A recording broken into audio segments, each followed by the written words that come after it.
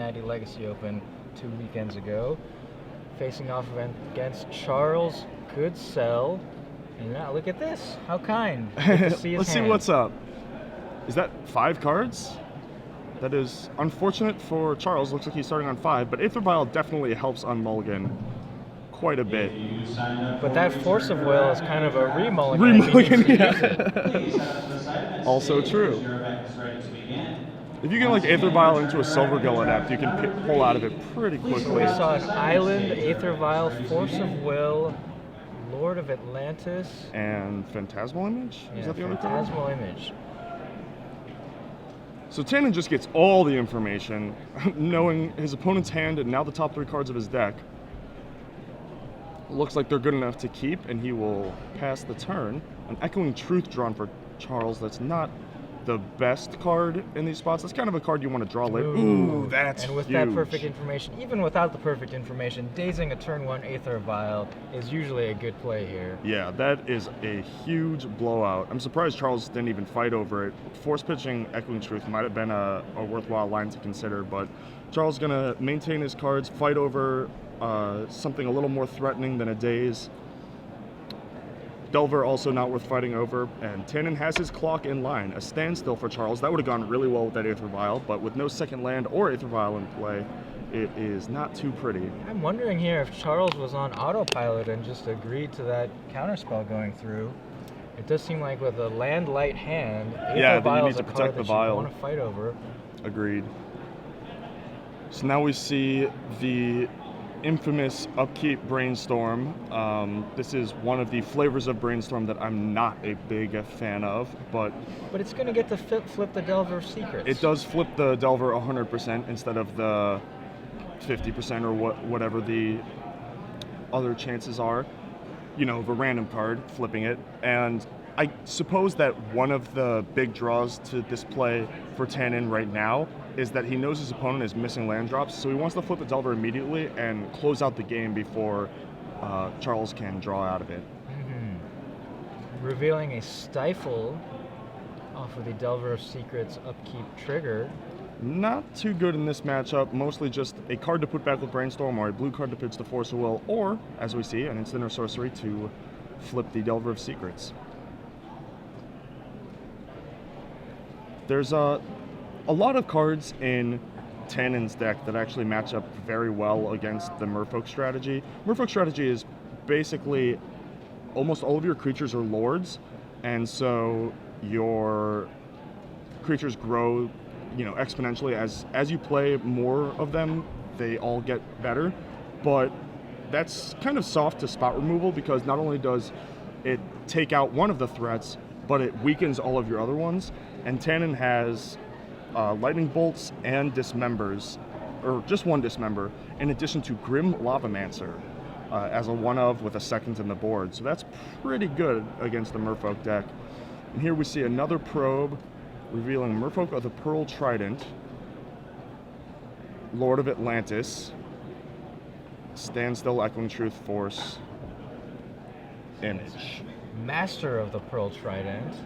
Basically the reprint of Lord of Atlantis that does not affect your opponent's Merfolk. Which we've actually seen come up before with Mutavault, strangely enough. There's that second land. Let's see if this is the beginning of the comeback trail for Charles. He leads with Lord of Atlantis. Tannon looks like he's fingering a daze there, considering also just letting it resolve. I have to imagine this is going to be a daze. A single Lord, not too threatening as you said, just a 2/2. So it does get dazed. Force of Will pitching Phantasmal Image to try and save that Lord of Atlantis. Now Charles chooses to fight. Tannon allows it. You'll also note that he has a Brainstorm in hand with a fetch land in play and chose not to do it. Draws another Brainstorm. I'm getting all hot and bothered over here in the booth. So Tannon Grace has the 3/2 Insectile Aberration versus a 2/2 Lord of Atlantis here. Certainly has an advantage because the Aberration flies, but now Charles is starting to establish that Lord chain. Yes. He is quite behind on life, going to 10 this turn, and it looks like a hardcast dismember, Wow. taking out the Lord of Atlantis. You hardly ever see that. Yeah, usually pay at least some life for it.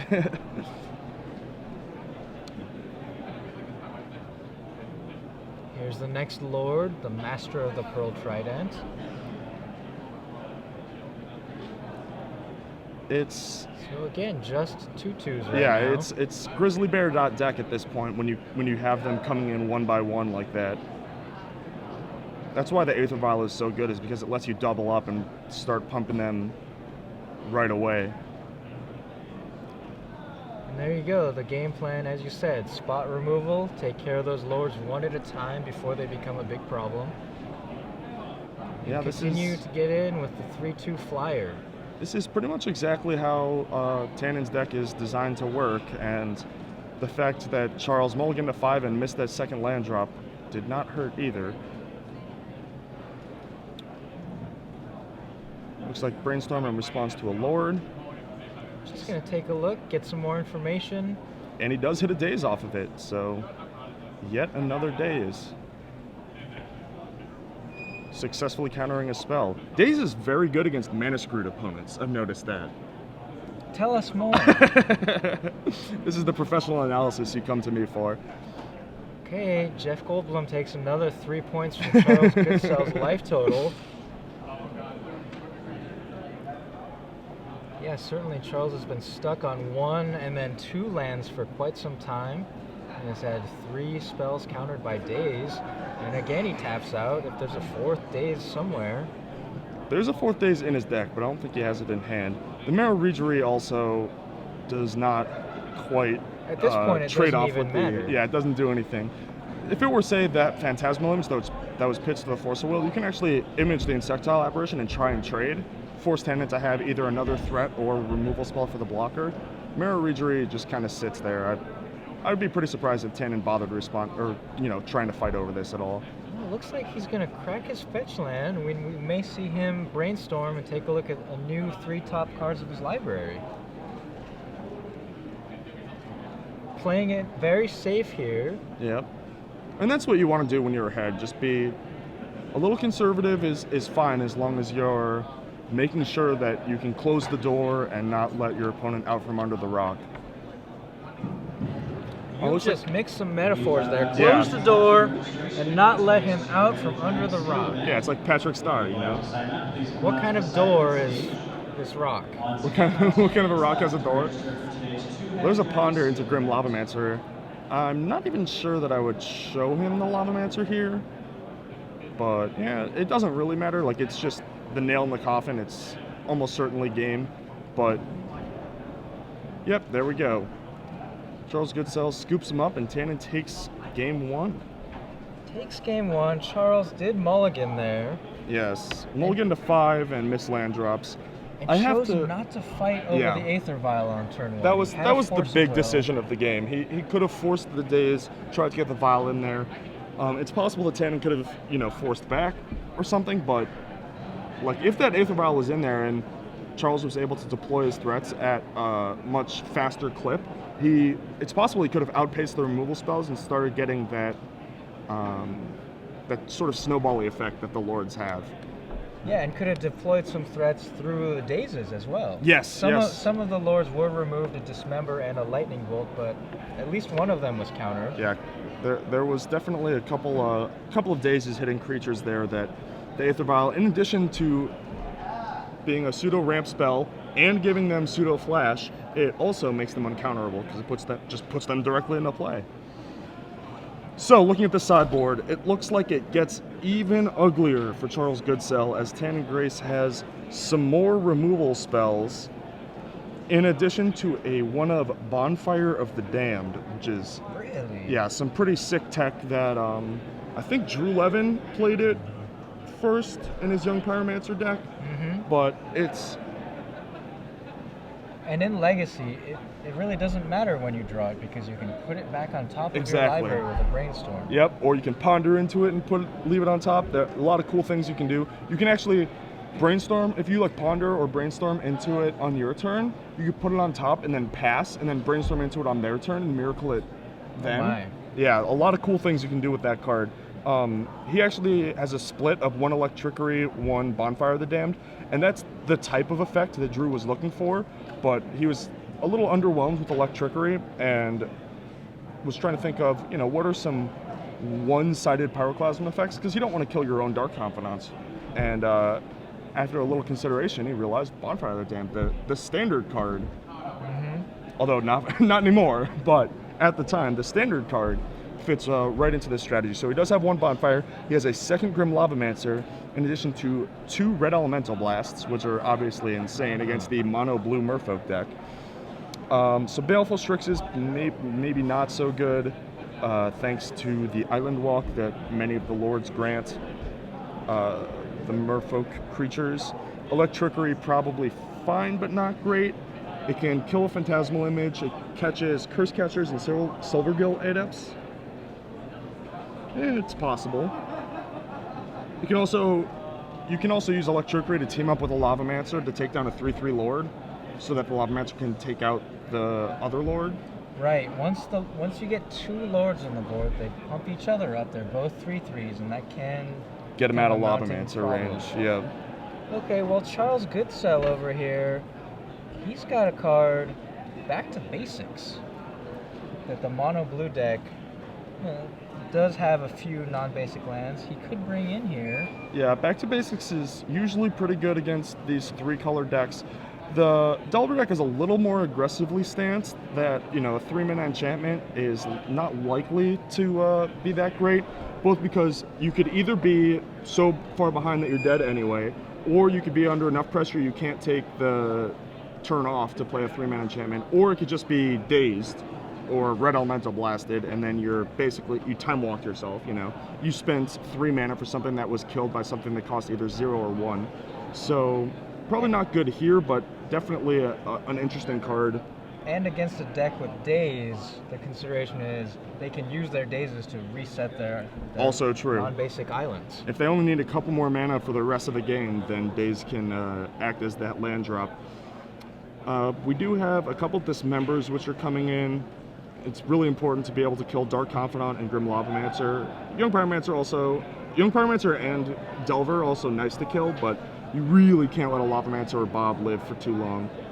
And it doesn't look like he has that much else for this matchup. It's a lot of cards that are specified for specific matchups that are not this one. Yeah, things like Lawan, Cephalid Empress, and Submerge, not what you want to bring in here. Relic of Progenitus. And a Grafdigger's Cage, Menriki Gusari. Yes. Menriki Hayashi. That is me. I will break all of your equipment. By accident, sometimes. So we see Charles leading off with a Curse Catcher. Being on the play is so important for the Merfolk deck. We saw that last game. Tannon being on the play allowed him to daze the Aether Vial. Had Charles been on the play and got that Aether Vial in under the daze, we could have seen a very different game. This time, no Aether Vial on the play, but rather a Curse Catcher. And now the decision comes. Attack for 1. So no 2-drop Lord? No, looks like he's going to waste the Wasteland. Volcanic. Which, Tannon does have Stifles, but I imagine he boarded them out unless he was afraid of Wasteland.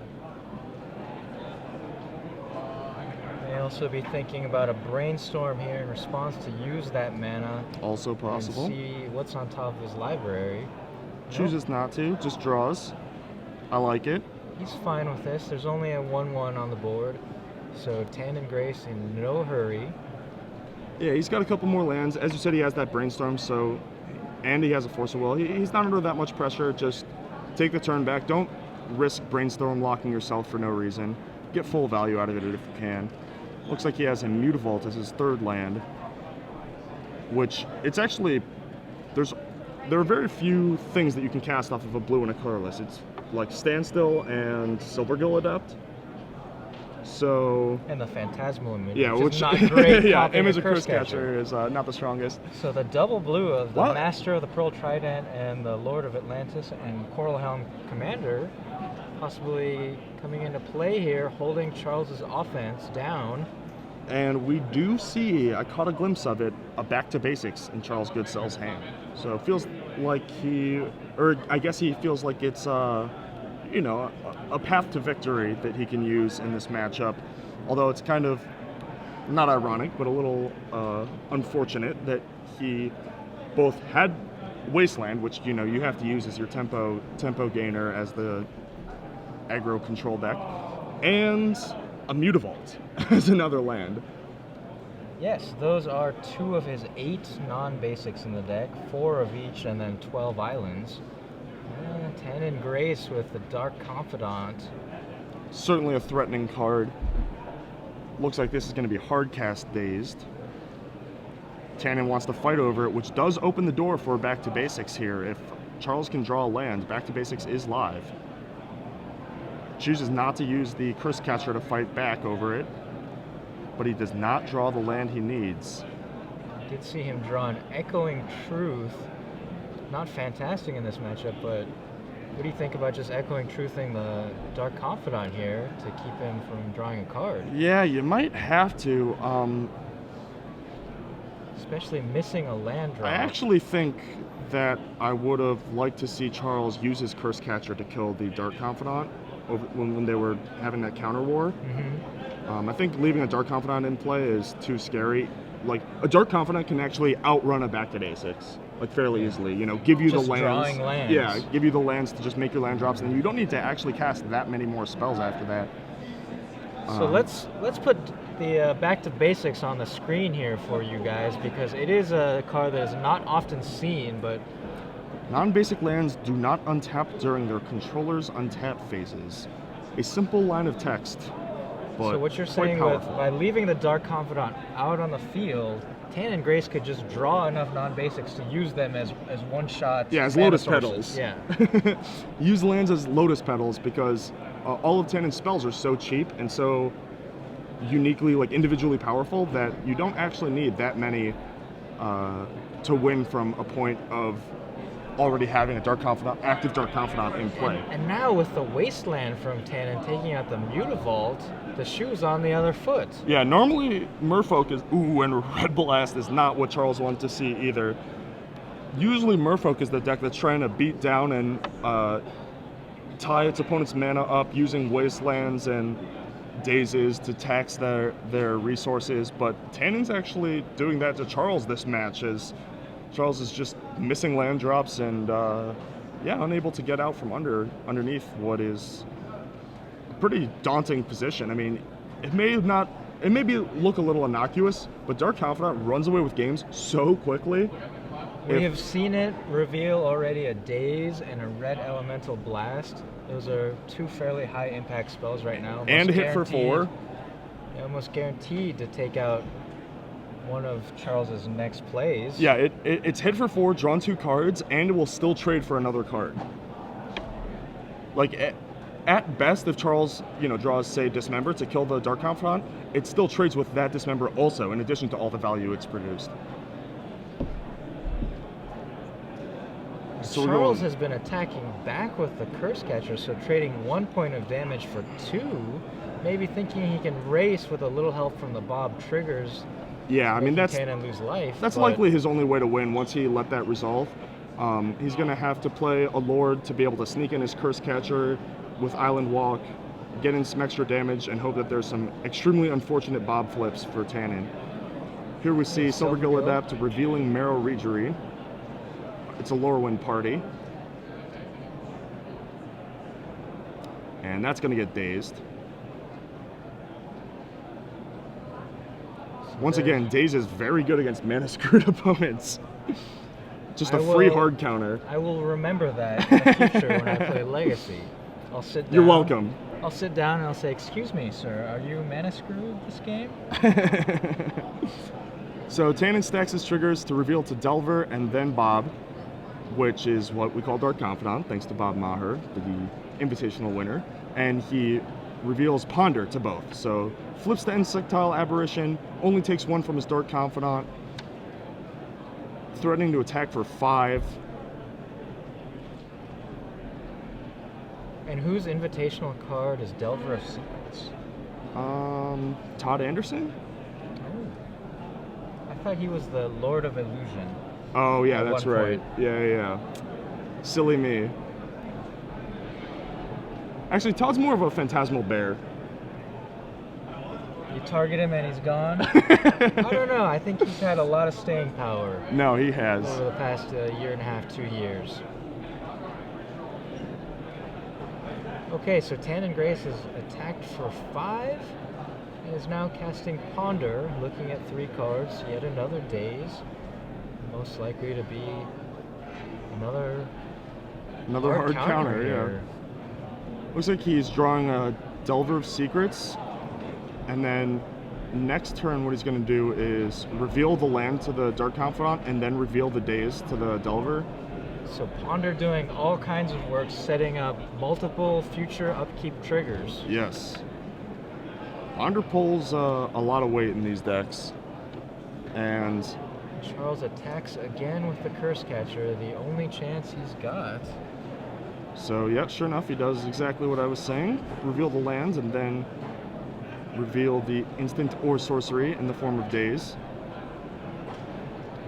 The Insectile Aberration army is coming across. It's a 2-turn clock right now, but they are both the same name, so Charles can theoretically Echoing Truth. He knows about a Red Blast at the very least.